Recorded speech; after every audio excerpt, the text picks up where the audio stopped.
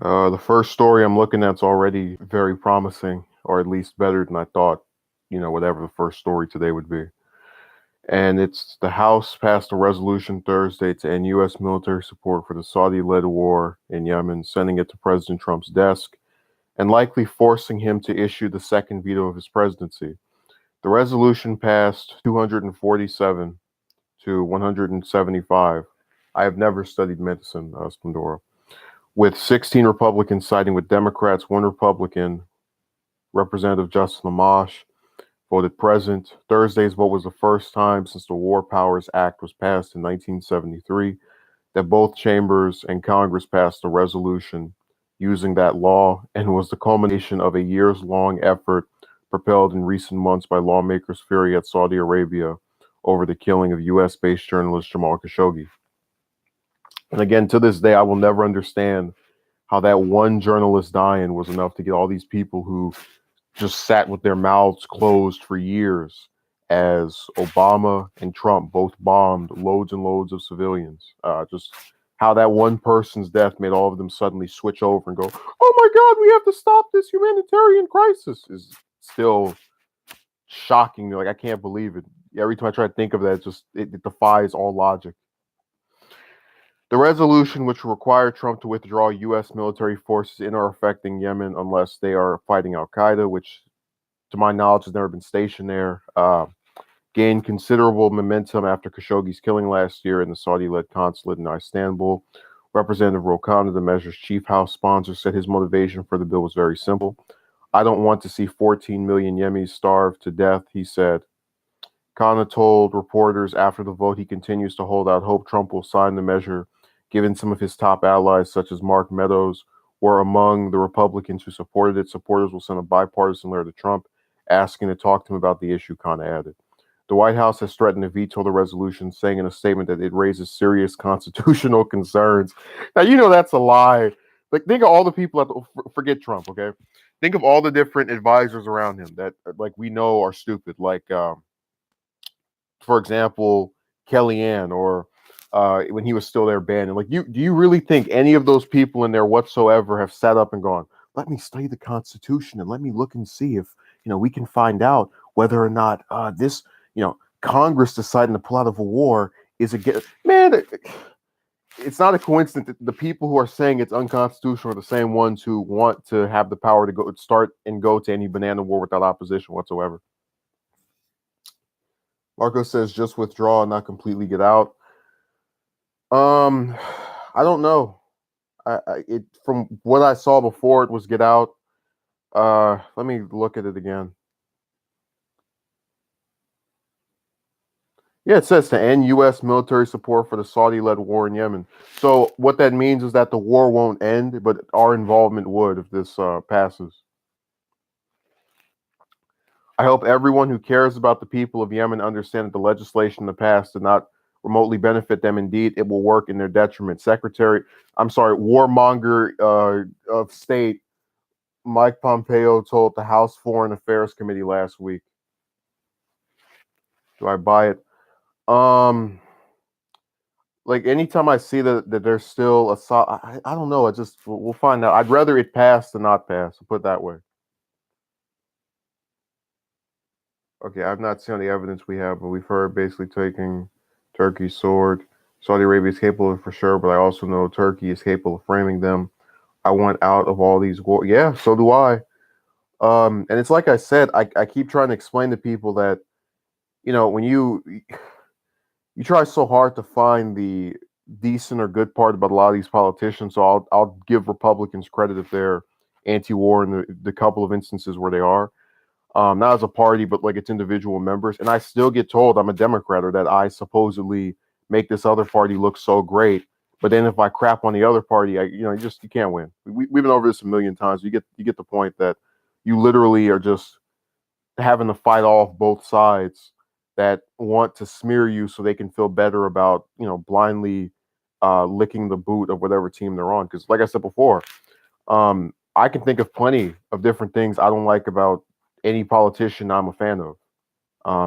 So it's not too tough. I got pissed at a whole bunch of those House Democrats for voting for Pelosi, and that's because I knew everything they wanted to do, she would not care about nor try to execute. But they call themselves being practicality and wanting to play with her long enough. It's like, have you heard her take a stand on this at all? I didn't think so. Because she doesn't care. Okay. Oh, speak of the devil herself.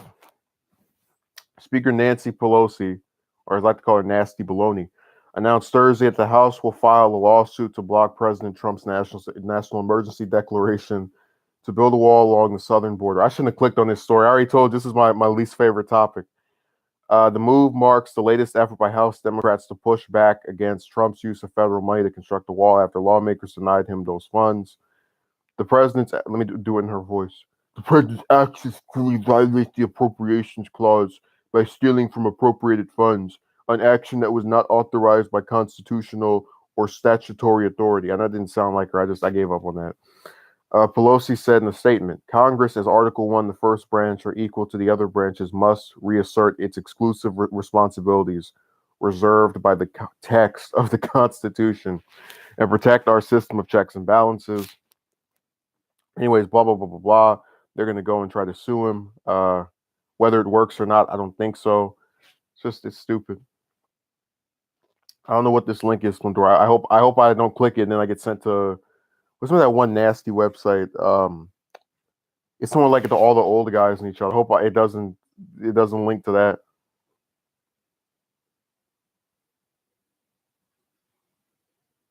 I'm really worried. Okay, Senator John Kennedy, not to be confused with the late president, on Thursday said he would like to see Trump's tax returns, despite the president's repeated claims he cannot disclose them due to an audit.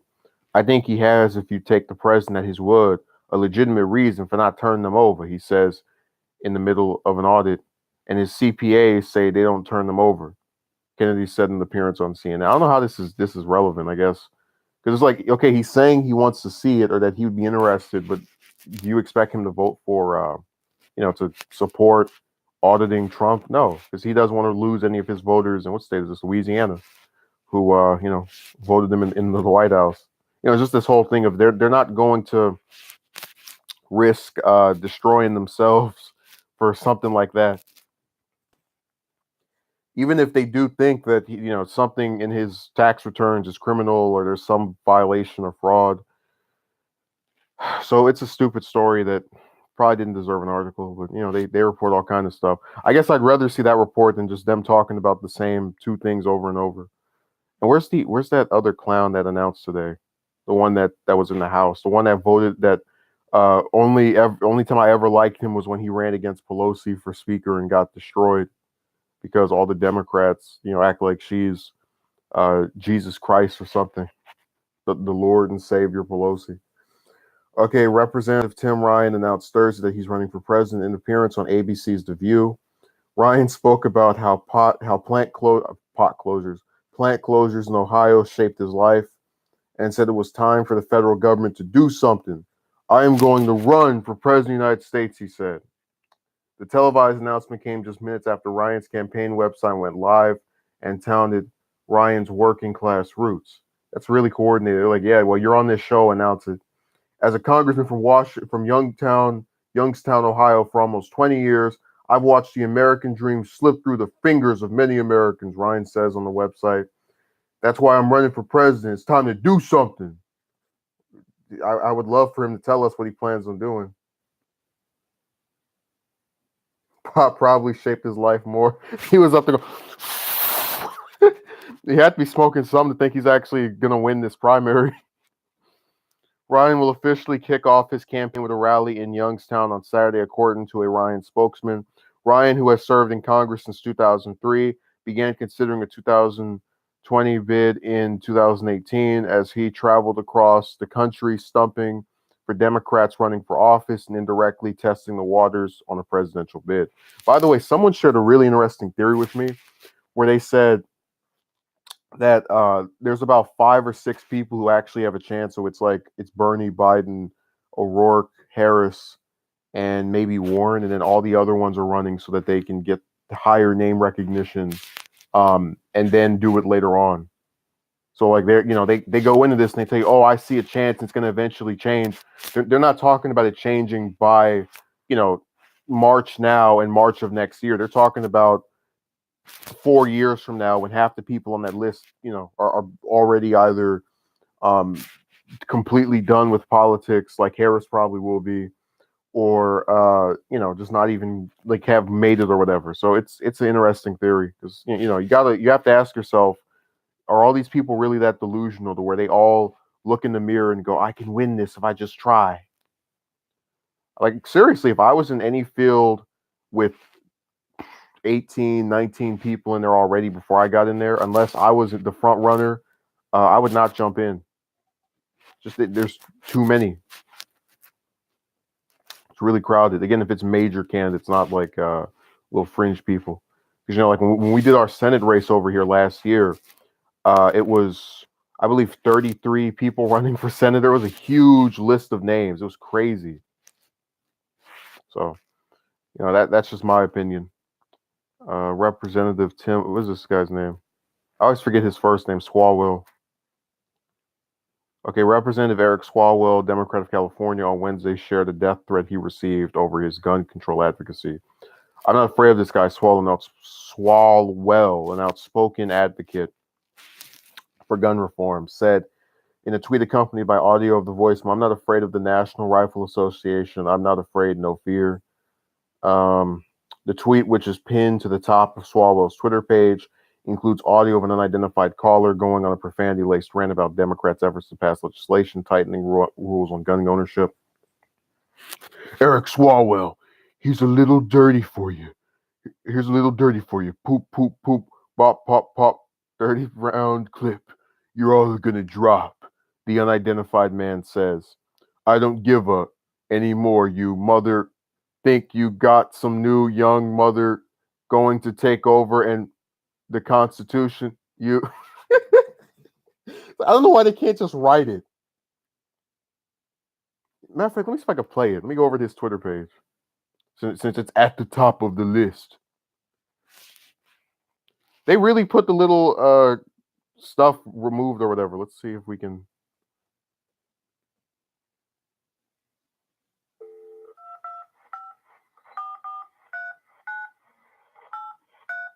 Eric Swalwell is a little dirty for you. Pop, pop, pop, pop, pop, pop. 30 rounds. No, you can go read this. This already sounds stupid. No wonder he wasn't afraid. But they have the best security. I don't know what they're getting worked up for. I could have sworn there were 2 attempts on Booker's life last year. There was like a guy that had he sent some pipe bombs back in October, and then there was another person who called his office and was talking about doing something. It was really weird. It's like, wow, this man's life is constantly in danger. And again, I say that as someone who doesn't like Booker, but I'm forced to defend him when we start talking about who's going to get killed and all that crazy stuff. You'll just take these things too seriously, like to the point of actually seeing the person in office as a demon. Well, it's a fact that usually if someone gets a threat, it's to that person specifically, and that we've had a couple of them. Like I've seen more toward Democrats than Republicans. I just thought that was interesting. People still are stupid enough to write stuff about what they want to do to Trump online. Let them, because they're going to get caught. I already told him, you guys, even if you got rid of him, you're going to get stuck with Pence, and he'll do the exact same stuff. So that shows you how warped their minds are, to where they can't even in their heads think critically about what the consequences of him leaving in that former manner are going to mean, which is, not a difference basically other than the face of the person who's doing the stuff you hate so much. So, but even if it did, actually change the substance of the policies, it still wouldn't mean you should go and do that to someone. Okay, Trump gives Mexico 1 year. Man, no. What is this? Warning for auto tariffs. So that's probably no. I'm not covering that. Just like I told you, TYT used to have a thing where every time they did a video on Trump before he ran for president, and the last time around, they would censor his face. So like every time someone wants to talk about immigration, I'm just going to censor. Like no, skip that. Go on Fox and watch them talk about it for 5 days straight. All right, Senator Rand Paul blocked a resolution calling for special counsel Robert Mueller's report on the Russian probe he made public, marking the fifth time Republicans have blocked the House-passed measure.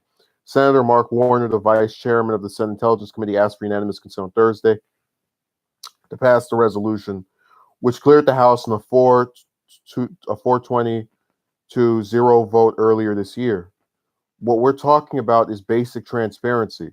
Let's make sure the full Mueller report is released to Congress, and then let's make sure the American people see as much of this report as possible, Warner said from the Senate floor.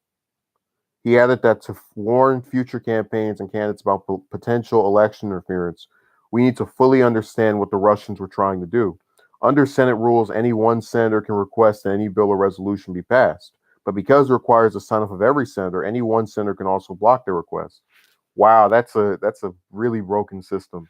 So we can have 99 people say, "Hey, we need to pass something having to do with I don't know, stopping these mass shootings." And then one person go, "Oh no, we don't need it. Everything's fine the way it is," and then it's doomed. What a lovely system. And then when people say Congress is broken, they get called cynical and told that their mindset is dangerous and all that nonsense. So, how lovely is that? Let's see. Gabbert's on. They had a thing with her. Interesting. And the House is demanding a completely unredacted report and evidence, including confidential. What they want is violation of the Fourth Amendment. They already have their violation. It's called the Patriot Act. So, whatever they're asking for, I'm sure probably does have stuff that shouldn't be out there, but they won't be able to get it anyway since the Senate is controlled by like imagine how much worse this would be if the Senate was controlled by Democrats. Like they would have that stuff in a hot minute.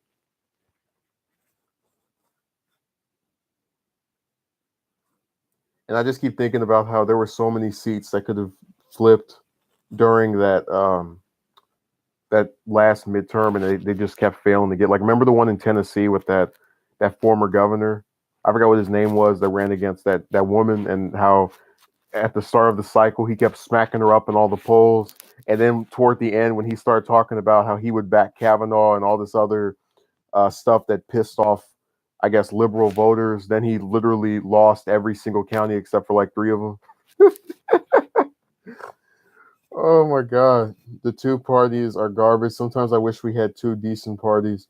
I think we should just have a third one where it's like, no money as far as like the donors, and then no supportive wars that are, like not started by someone else. You had Splendora talk about the reason for going to Afghanistan or whatever. Just my point that there are certain circumstances that you can bend the will on a little bit, but stuff like let's go over here because we're friends with whoever invaded there. Screw that. And they'd be rights of close to and would have lawsuits out there. Yeah, I'm not saying they wouldn't. I'm just saying that they're not going to get what they want anyway. So, remember what Steve Day said on New Year's Day when he was on C-SPAN? This year is going to be a year of mudslinging and grandstanding. Count on it. I should do a thing where every time we do an edited video, I'll put like that thing in like that clip of him in the front at the start of it, like to talk about whatever news story is going on. That's literally all the year's been. It's just grandstanding and mudslinging. Oh yeah, we demand transparency of government, which is why when you ask us to put up our list of donors and contributors, we pretend like we don't know what you're talking about. So they're all just trying to get some points. It's just like when Booker testified against Sessions. Remember that? He knew that Sessions was going to get confirmed. He just was trying to show out, and appear to be different from the rest of the pack. And it hasn't really worked for him because he's still polling at like, 5%.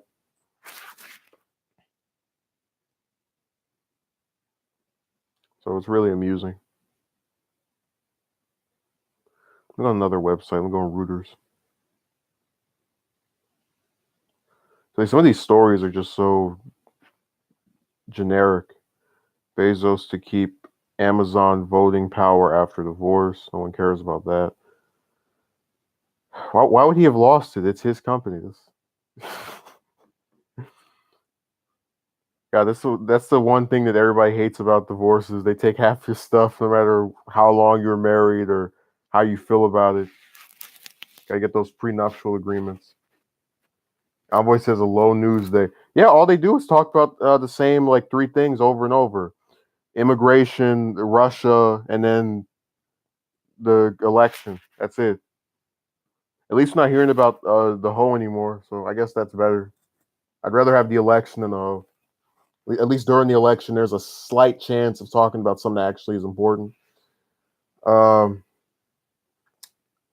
says Mueller created a summary for the Justice Department that included confidential and top secret information, but wanted to make it public, even though Mueller did not even ask for that. Public, rather. Yeah, be confused. I was like, we jinxing Congress? He like wrote him a letter. So the Mueller was like, I demand you make this public. That's one of the opinions he gave on he did a video on it.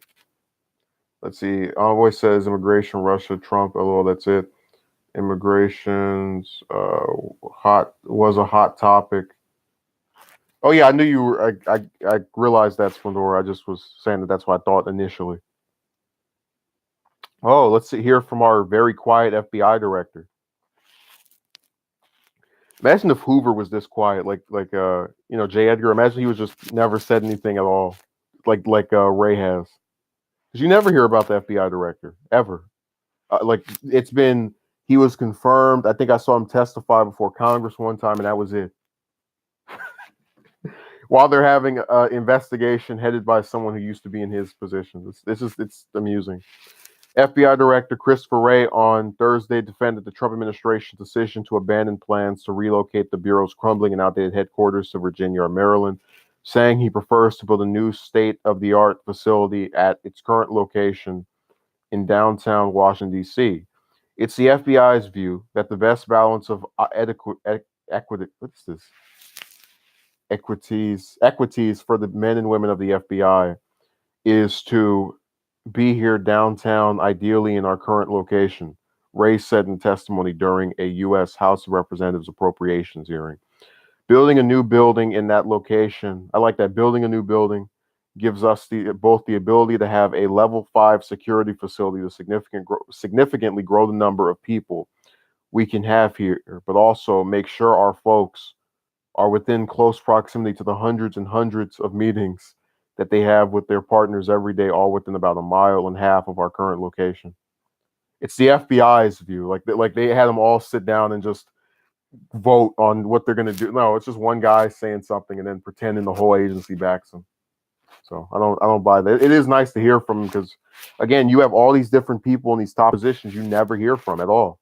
And that's why people aren't that pissed off at them, because they're not making the news every day. So it's really amusing. Like I told you before, the two members of Trump's cabinet that are the most dangerous are his national security advisor and then his secretary of state, because they're literally trying to get us involved in North Korea and Iran, and for the purpose of having soldiers that have nothing to do, getting blown to pieces over a banana war they didn't even start. You say hello to David. He said building a new building and the hundreds and hundreds of meetings. It's like, who wrote that statement? No, it's just really redundant. Okay, here's another one.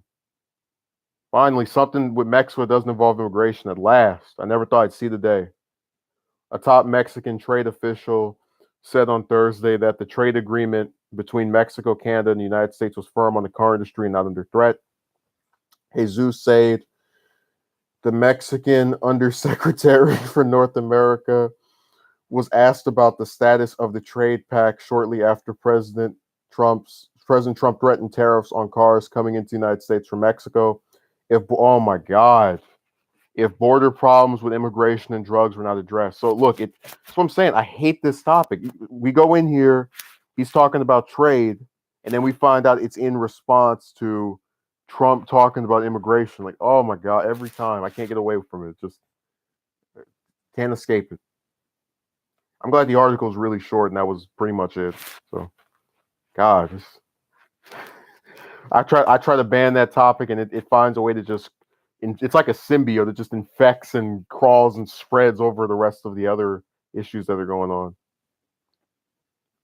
Like every time I hear one of these new campaign speech announcements with one of these Democrats and they announce they're running for president, I just always want to turn the volume off and just not even hear them because they're all saying the same thing on both sides. Like no one's any different from the other one. They say the other side's evil, and then their supporters are even more toxic. I'm just, all right, whatever. I always says with how big the wall talk is, immigration will always be a hot button topic. Yeah, but it literally is like infecting everything around it. I mean, I had one person who was talking about how stupid it was to still be in Yemen, and then all of a sudden the person next to him's like, well, at least the immigration stuff. Like, what the hell's that to do with anything? So it's obnoxious. It's like if I told Envoy, I can't believe you cheated on your wife, and he goes, well, at least I got an A on my math test. Like, okay, those are irrelevant. What is, just what are you doing? Well, I know you're trying to obfuscate from the actual topic at hand. Jesus, so much of this is Trump, Trump, Trump. I'm trying to find some stuff with Congress. You got 400. You got 500 and what was it? 20 of those people, or 35, whatever number it is, between the House and the Senate, and all you can do is talk about one person who's not even in there. It's crazy.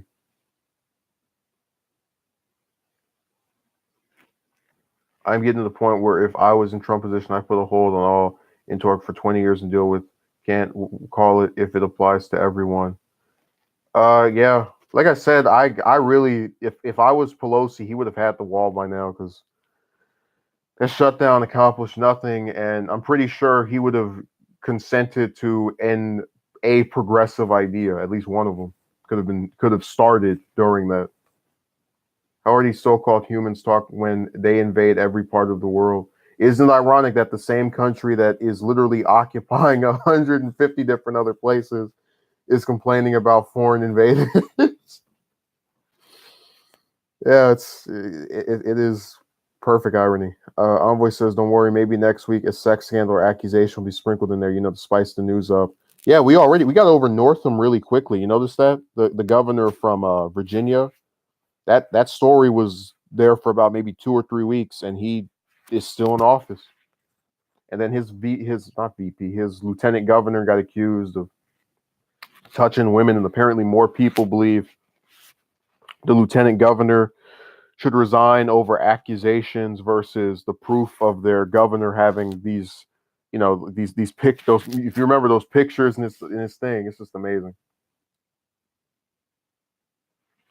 Yeah, but Splendora, I'm saying that wouldn't have happened. Is what I'm trying to convey. That this wouldn't have been you wouldn't have had a stalemate that lasted for 30 plus days where neither side wanted to get anything.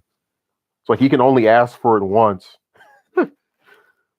And also, if you did give it to him one time, and let's say you tried to ask for more, just tell him, no, we went on your agreement. We, did what you said, and then you still can't get it done. That's not our problem. Democratic presidential contender. No, I'm not even going to read that because that's on that race stuff. And, you say something that people don't like about that, and they start calling you all kind of evil names. There's a certain stream where that happened. I still can't believe you actually will go back and forth with these people on here. So let me go to something else. Just so many news stories. You read the headlines again. I'm not going to touch that.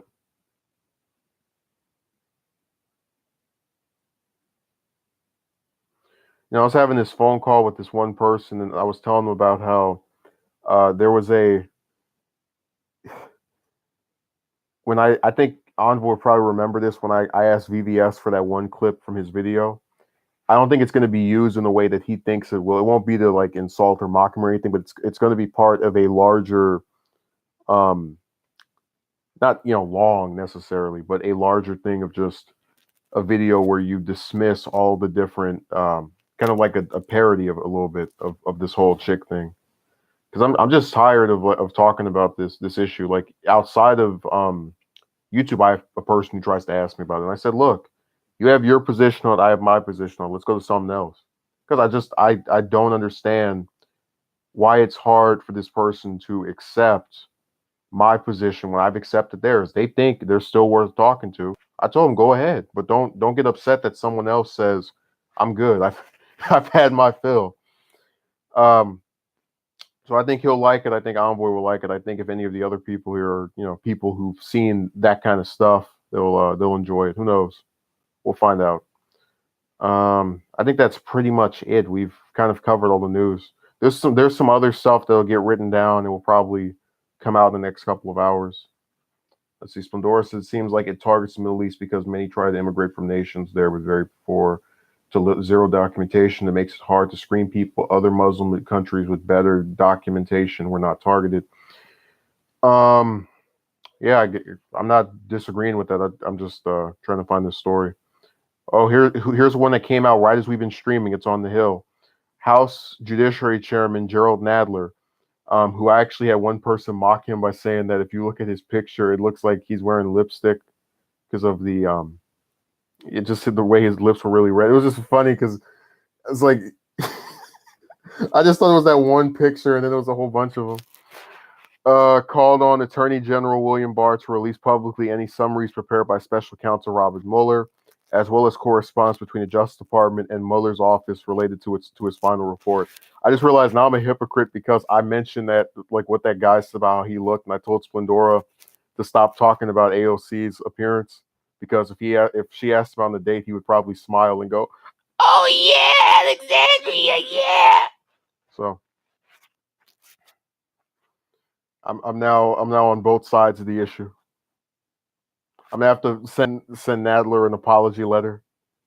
He's another one of those Democrats who's like the only reason anybody knows anything about him is just being the lapdog for Mueller information. Like, they literally have people whose entire legacies are just the last 22 months of something that didn't even turn out to actually be what they thought it was, which is comedic to me because, like I said before, that I have no care or concern about this Russia stuff.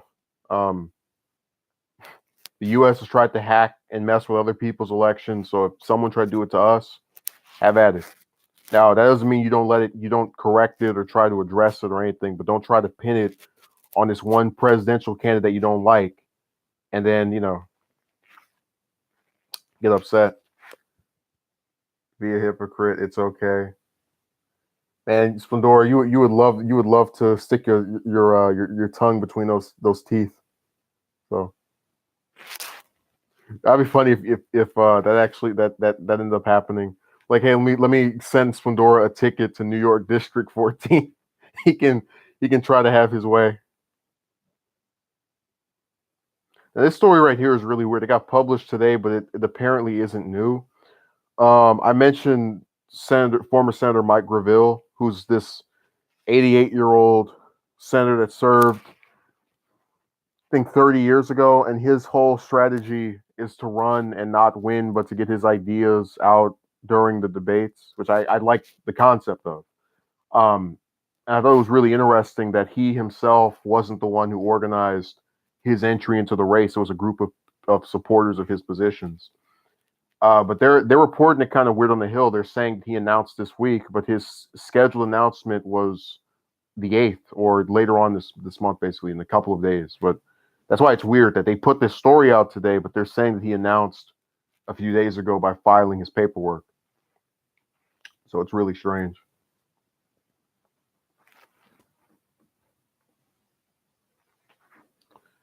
It's also kind of funny because I remember all the people that would ask me, "Oh, you only back Sanders because you didn't like Hillary." And like, yeah, keep believing that. There's nothing to the other candidates whatsoever. Just everyone's a protest vote. I think that's really lazy because it's their way of dismissing anyone who doesn't want to vote for who they like. Just like I don't like Harris or Booker or Buttigieg, whatever his name is, all these different candidates for the most part. But I'll still say that if someone likes them, they're doing it because they like the candidate. For the most part, anyway. I still strongly suspect that Hillary may jump into the race eventually. I hope she does. I hope she gets in. I hope Biden gets in. I hope Other people are suspected. Let me go look on that page. I hope all the potential ones get in. I hope it becomes a complete, huge, massive circus because that's going to tell you the ones who actually have supporters and the ones who just kind of are, interchangeable. Like, their people go to one another person without any problem whatsoever.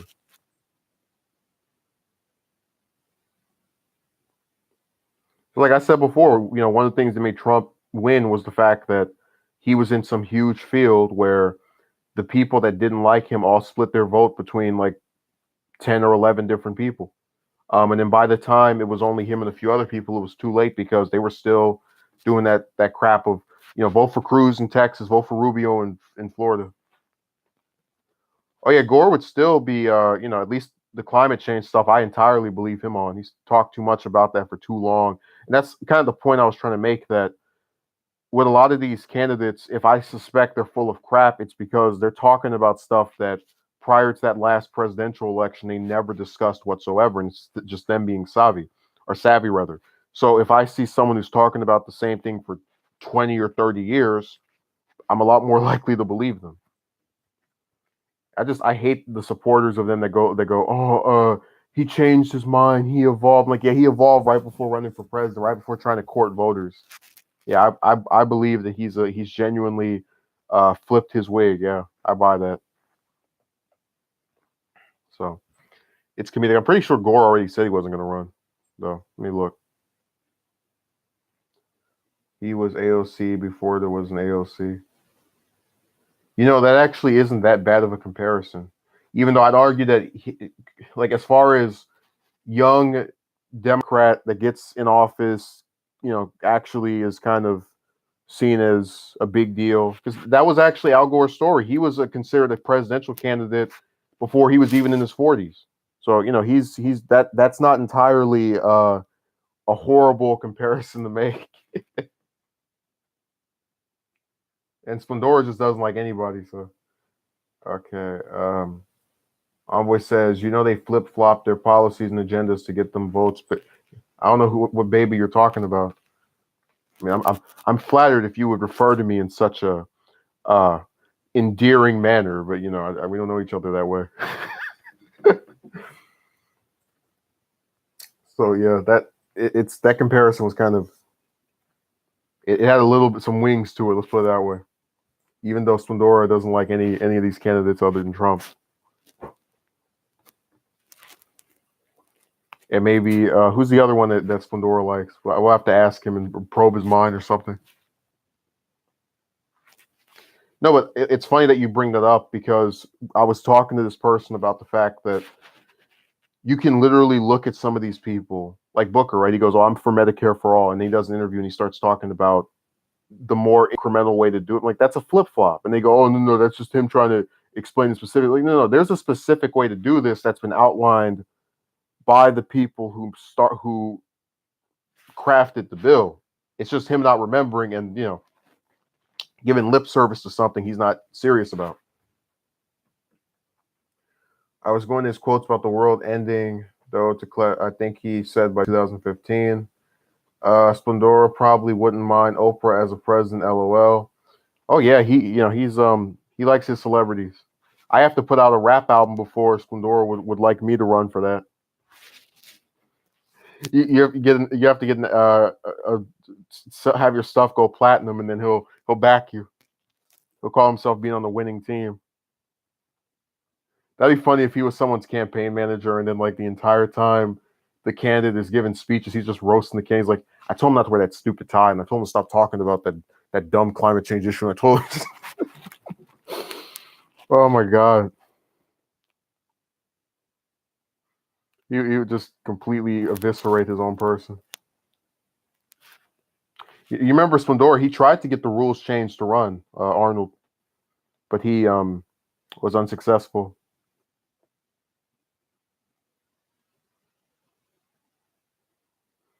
Look on the rest of this list. Hey, Ralph Northam for president after his term as governor is over. You know what? And he probably still could run and still could get somewhere.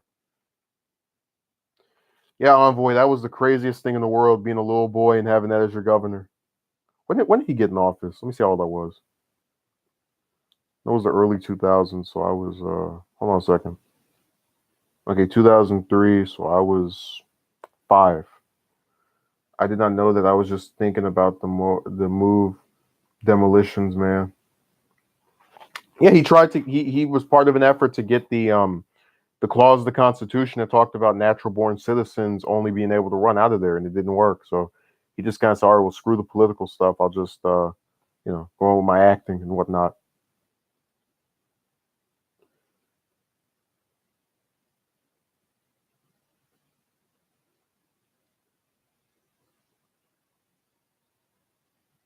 It was really funny because I almost thought everybody knew that as a requirement, and he was like, "Yeah, but I'm the Terminator, so I can get past that. I'm the Terminator, so it doesn't matter."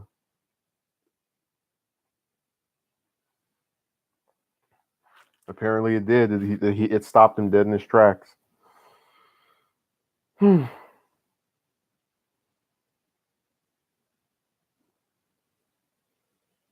Let me see what else is here.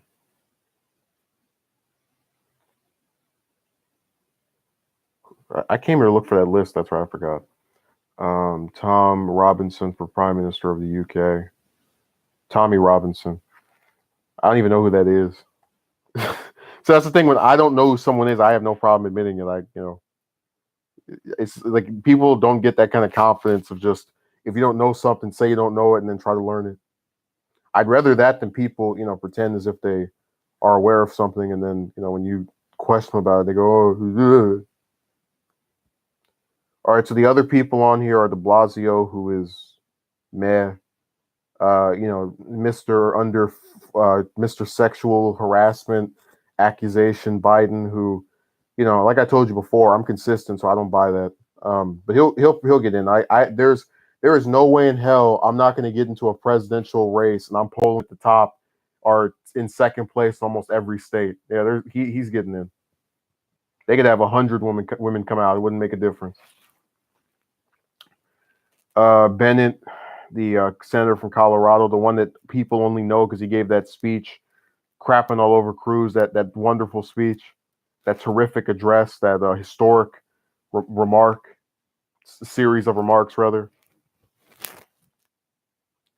He's been diagnosed with prostate cancer, will undergo surgery later the month. Still wants to run for president, though. If this stuff has. He's another one of those lukewarm. Like, no one can think of anything he's actually done. This is weird. Oh, so much ambition, so little accomplishment. And we've said before, you don't have to pass something to make a difference, but I literally can't think of anything at all that he did. Who reported the Muslim gangs? All he has left is YouTube, technically, but you. All he has left is YouTube, technically, but you can only view his videos there with direct links to them. Wow, that's really ridiculous. Tell me, man, social media is just full of censorship. They have found ways to make everything so much harder to do than normal. Like, oh, you want to watch this one person give a speech or say something on their own channel? You have to get a direct link. That's ridiculous. Imagine if he actually became prime minister, and then like every time he gives a speech, whenever he's like on C-SPAN during the prime minister questions, they just cut it off, or they like blur out his face and put his words in Chinese or something, like in reference to his censorship online, his deplatforming, basically. Also, one of the things I was thinking of doing is maybe, because I told you before, I always watch the prime minister questions in the UK, so maybe I can do a stream of just me watching that, and then we can have I don't know, something like that instead of the usual of me thinking of a topic. How are people supposed to get those links?